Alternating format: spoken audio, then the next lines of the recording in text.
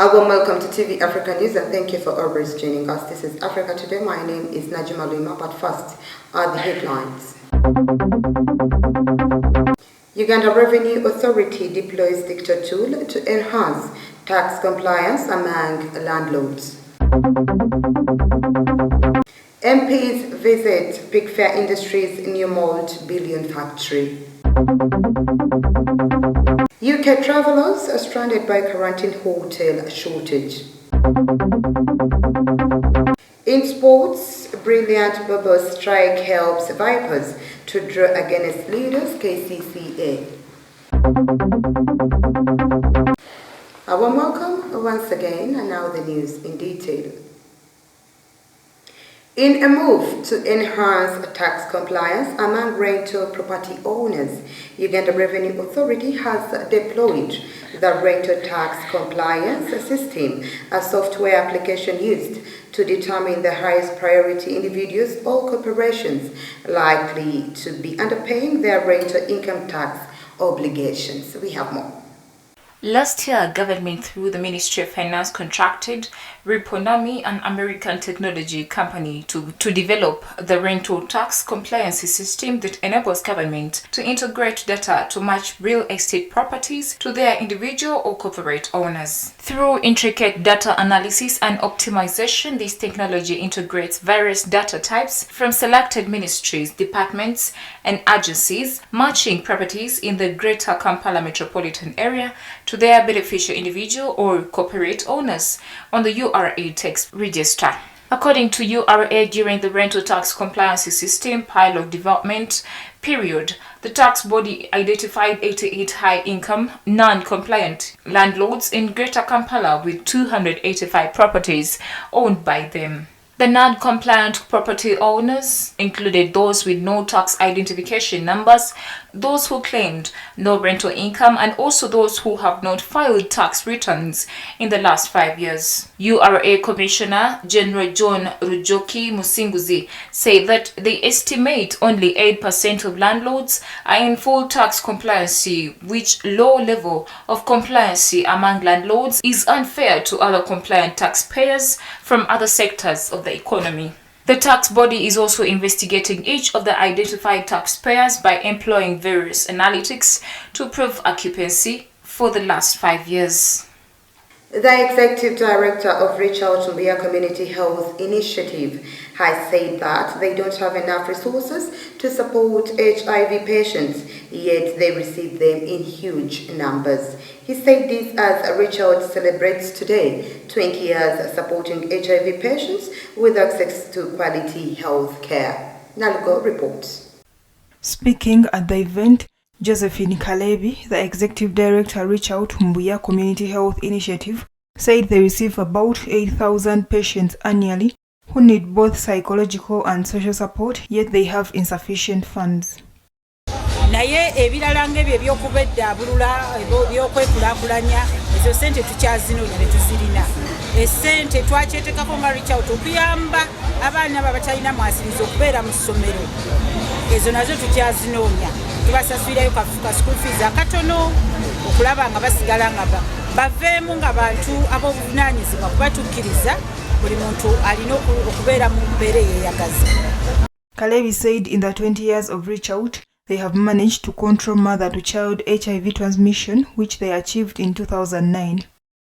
Byonna bye tufunye emyaka gino abiri tusobodde okuba nti abakyala bonna abazadde bamaama abali mu bujjanjabi bwaffe emyaka gino abiri okuva 2009 bazaala nga tebasiize baana abo be bazadde akawuka olw'obulabirizi n'okubaddaabulula n'okukakasa nti bamira eddagala nga bwe balina oddimira n'endya entuufu. The event was held by Miss Natalie Brown, the United States Ambassador to Uganda, who called upon the general public to join the fight against COVID-19 and other non-communicable diseases by taking their jabs. Themselves out there. So please take the opportunity to protect yourselves and to protect your families against COVID. I know, as I say, don't count the things you do, but do the things that count. So please go get your jab. And for now, let us turn to, again, celebrating Reach Out Mbuya and wishing it another 20 successful. Reach Out Mbuya, a faith-based non-government organization, has served over 10,000 clients living with HIV/AIDS around Kampala suburbs, Wakiso and scores of surrounding districts in central Uganda. Over 20 years, it has put in place robust community health care support for thousands, providing them with psychosocial support. Nalugo Muyingo, Africa Today. MPs on the Parliamentary Committee on Trade, Tourism and Industry have inspected the newly commissioned multi-billion Big Fair Industries Limited plant in Namamve Industrial Park. Led by State Minister for Investment, Evelyn Aniti, and her Trade and Cooperatives colleague, David Bahati, the MPs applauded the company for leading in the textile industry in the region. Kachanchi reports. The members of parliament who were on their fact-finding mission also visited the company's other factory in Njeru and were impressed by the expansion that has seen the production of personal protective equipment, including masks. NITIL said in a statement that the members of parliament were also impressed that NITIL is establishing a dedicated textile and garments industry park at Njeru that is going to play a huge role in boosting the textile sector in Uganda. President Museveni in May commissioned the new factory that Big Fair Industries proprietors say costs $12.5 million, but also hailed the proprietors for turning around from the dealing in textiles to a big printing company. According to the Big Fair Industries Limited Manager Director Mitul Joban Putra, they are shifting the operations from Njeru in Buikwe district to Namamve Industrial Park, with the new factory built on 11 acres and measuring 20,000 square meters.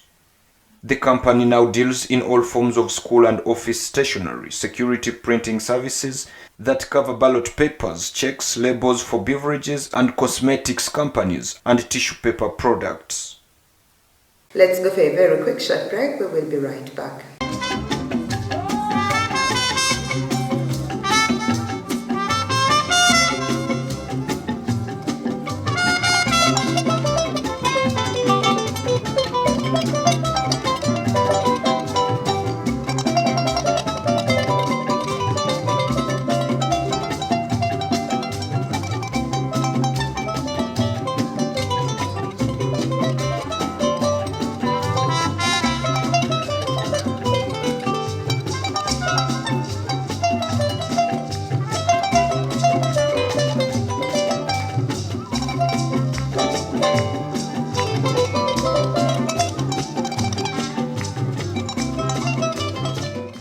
Welcome back. You're still watching TV Africa News, The Right to Know.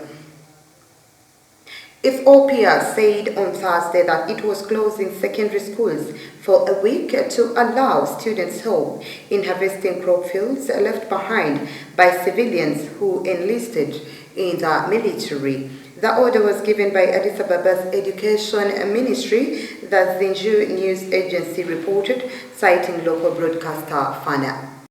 Thousands of people have answered Prime Minister Abiy Ahmed's call to join the country's armed forces to defeat a rebel uprising in the north and center of the country. Last week, Abiy himself joined the front line to oversee operations against the rebels. The army has since retaken several key towns and cities across Amhara and Afar regions, including Lalibela, the site of UN World Heritage Site, which had been occupied by rebels for months. Abiy has called on rebel soldiers to surrender.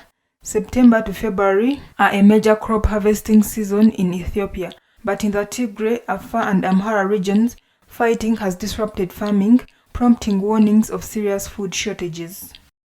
Moving on, the Gambia's President Adama Barrow has easily won re-election, according to authorities, in the first vote for decades held without long-term leader Yahya Jammeh. President Barrow received around 53% of Saturday's vote, with nearest rival Aloya Dabo on 28%. Mr. Dabo and other candidates earlier said they could not accept the results of the poll. The voter is being seen as a test for democracy in the country. In the last election, Mr. Barrow defeated Yahya Jammeh, who now lives in exile after refusing to accept the result. Mr. Jammeh's 22-year rule was marked by allegations of abuse with witnesses recently telling a Truth Commission about state execution squads and AIDS patients being forced to take bogus cures. Adama Barrow is a successful property developer who once worked as security guard in London. He sprang a major surprise in defeating Mr. Jammeh during the last vote in 2017. As news emerged of Mr. Barrow's win, his supporters started celebrating in the streets, while supporters of his closet rival, Mr. Dabo, gathered at his house. Addressing supporters during a victory speech in the capital, Banjul, Mr. Barrow called for unity between the country's political factions. Mr. Dabo and two other candidates, Mama Kande and Essa, issued a joint statement before the final result was declared, questioning the figures. They said they were concerned at delays and that their party agents had raised a number of issues. Illiteracy is high in the Gambia, so a unique voting system involving marbles is used. On arrival at a polling station and after their ID has been verified, a voter will be directed to a series of drums painted in the party colors of the different candidates. Voters then slot their marbles into the drum of their choice. The Gambia is one of Africa's smallest countries and the 2.4 million nation is among the poorest in the world. Its economy depends heavily on tourism, but it has been hit by coronavirus. In the Democratic Republic of Congo, President Tshisekedi has replaced the entire board of directors of Geka Mines, including its president Albert Yuma, its director general and deputy director general. The decision comes after recent claims of dubious transactions in the state-owned mining company. On a personal level, the new former boss of Geka Mines is allegedly implicated in the Ego case, a company in which he is a shareholder and which embezzled $14 million of public money to benefit Joseph Kabila's inner circle. It has further been alleged that several transactions were made via a popular international bank in the Democratic Republic of Congo linked to Mr. Yuma.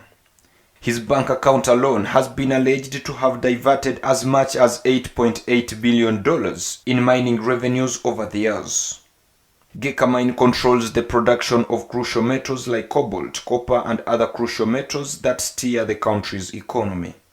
The Democratic Republic of Congo's enormous mineral reserves are critical to global supplies of lithium and cobalt used in cell batteries and electric vehicles, tantalum, tin, and gold in electronic devices, and copper for power lines and uranium.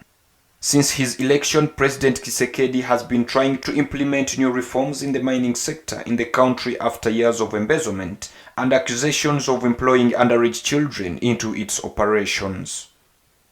Away from that, Tunisia recorded its first confirmed case of the Omicron variant of the coronavirus in a traveler who arrived from Istanbul, according to the health minister. Let's take a look.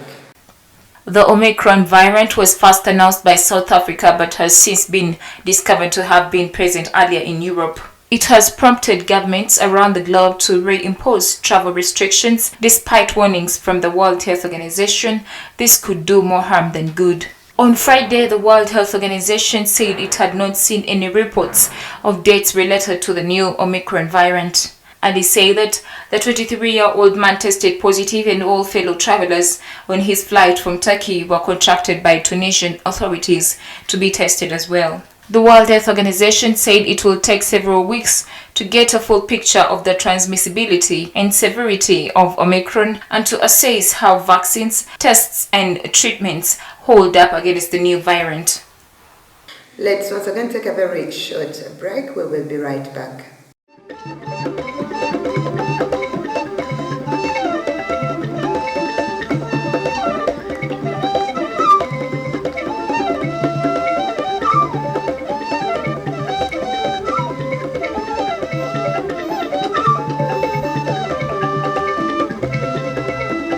Welcome back. You're still watching TV Africa News, the right to know. In our business news today, travelers hoping to return from Southern Africa to Britain have found themselves stranded by a shortage of quarantine hotels after new UK government COVID-19 regulations enforcing mandatory isolation on arrival. Speaking to British broadcaster Sky News, Teresa Martin, who was visiting her elderly mother in South Africa, spoke of the difficulty of changing her arrangements and said it takes its toll on her well-being. Many holidaymakers have found themselves unable to return to the UK and could be facing the possibility of Christmas in quarantine due to the sudden change in regulations for travelers from southern African countries due to the emergence of the Omicron variant. Hannah Pickers-Gill found herself stranded in South Africa with her family and facing paying thousands of pounds to be able to comply with the new regulations. She described the booking process for the quarantine hotels as dire and staggered at the incompetence within the system. After the emergence of the Omicron variant of COVID-19, certain southern African countries were placed onto a red list, requiring anyone traveling from them to the UK to undertake certain procedures, including 14-day managed quarantine.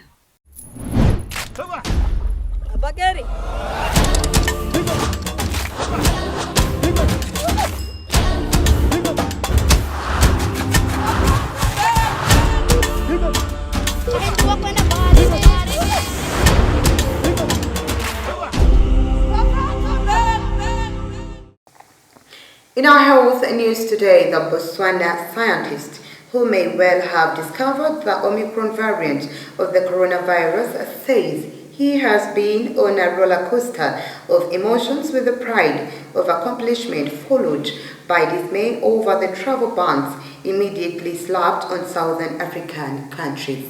Let's take a look. Dr. Sikulile Moyo, a virologist at the Botswana Harvard AIDS Institute Partnership, said in an interview on Thursday night with the Associated Press that wondered whether science is rewarded by blacklisting countries. He added that the virus does not know passports, it does not know borders, but rather people should be collaborating in understanding. Moyo was doing genomic sequencing of COVID-19 samples at his lab in Botswana 2 weeks ago and noticed 3 cases that seemed dramatically different, with an unusual pattern showing multiple mutations. He continued studying the results and by early last week decided to publicly release the data on the internet. Soon, scientists in South Africa said they had made the same findings and the identical case in Hong Kong was also identified. A new coronavirus variant had been discovered as soon as the World Health Organization named it Omicron. It has now been identified in 38 countries and counting, including much of the Western Europe and the United States. Speaking from his lab in Gaborone, Botswana's capital, Moyo bristled at being described as the man who first identified Omicron.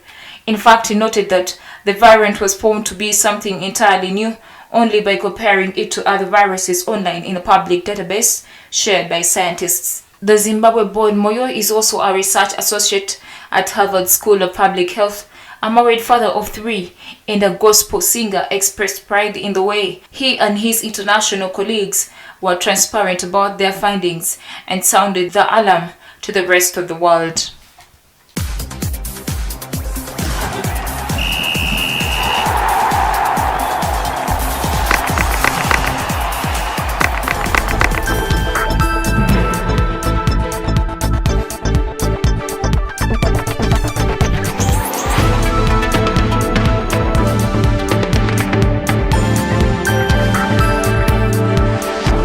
In our sports news today, Vipers SC and KCC AFC served up a Star Times Uganda Premier League Classic at the St. Mary's Stadium in Chitende, playing out a 2-2 draw in an action-packed clash between the two title rivals. Kachanchu has more.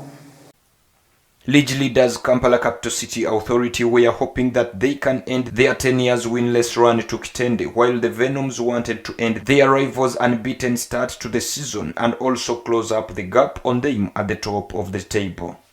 On an evening where momentum shifted from end to end between the two, Vipers had to twice come from a goal down and settle for a deserved point in the end.